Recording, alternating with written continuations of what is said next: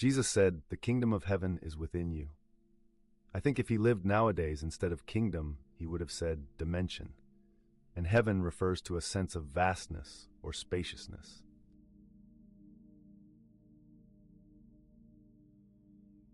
To realize that you are not your thoughts is when you begin to awaken spiritually.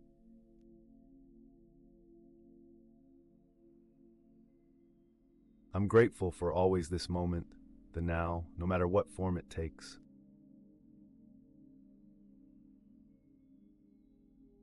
The power for creating a better future is contained in the present moment.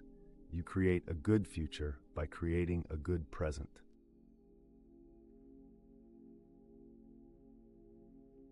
The only thing you ever have is now.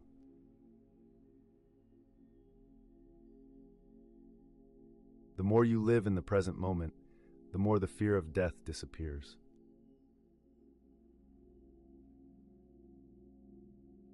Always say yes to the present moment. Surrender to what is. Say yes to life and see how life starts suddenly to start working for you rather than against you.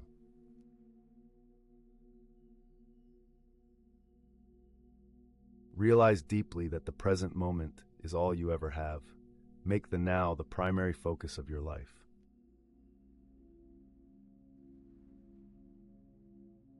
To know yourself as the being underneath the thinker, the stillness underneath the mental noise, the love and joy underneath the pain, is freedom, salvation, enlightenment.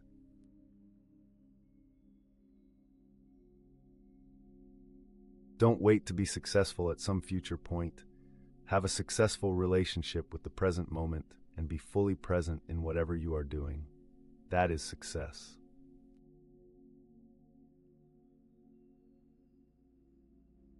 Being at ease with not knowing is crucial for answers to come to you.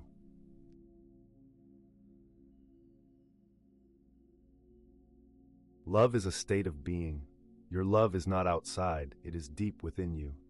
You can never lose it, and it cannot leave you. It is not dependent on some other body, some external form.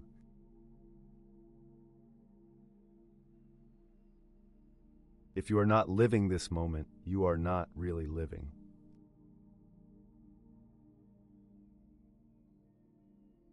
For many people who are so lost in their minds, so much involved in their thought processes, the only moments they have when they are not trapped in that is when they are relating to their animal, their pet.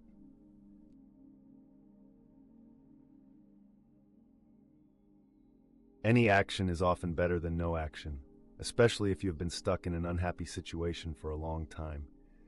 If it is a mistake, at least you learn something, in which case it's no longer a mistake. If you remain stuck, you learn nothing.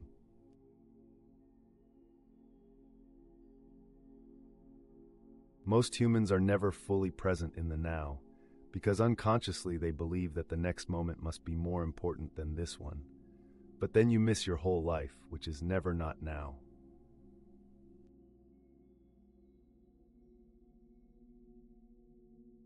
Your entire life only happens in this moment. The present moment is life itself. Yet people live as if the opposite were true, and treat the present moment as a stepping stone to the next moment, a means to an end.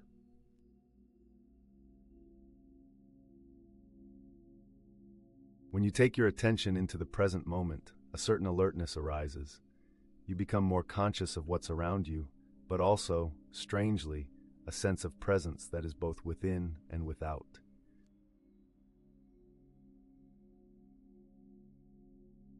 Life is an adventure. It's not a package tour.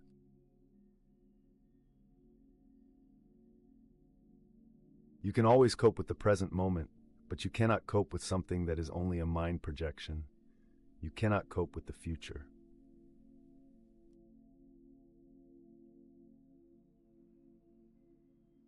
Most people treat the present moment as if it were an obstacle that they need to overcome. Since the present moment is life itself, it is an insane way to live.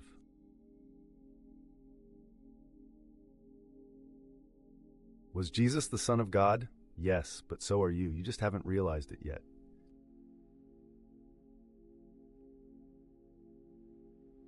Even the most seemingly unpleasant situations, if you become aligned with it, something good will emerge from that.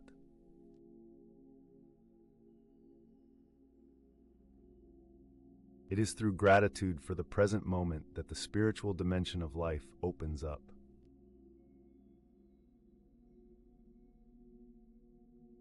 When you wash your hands, when you make a cup of coffee, when you're waiting for the elevator, instead of indulging in thinking, these are all opportunities for being there as a still, alert presence.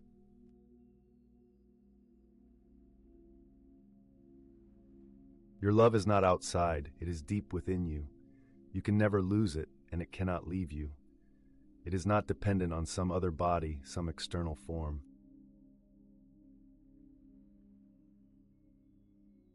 There is a fine balance between honoring the past and losing yourself in it. For example, you can acknowledge and learn from mistakes you made, and then move on and refocus on the now. It is called forgiving yourself.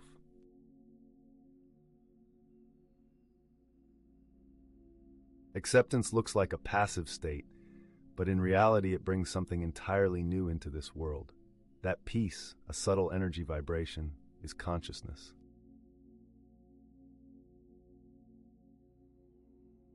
People don't realize that now is all there ever is. There is no past or future except as memory or anticipation in your mind.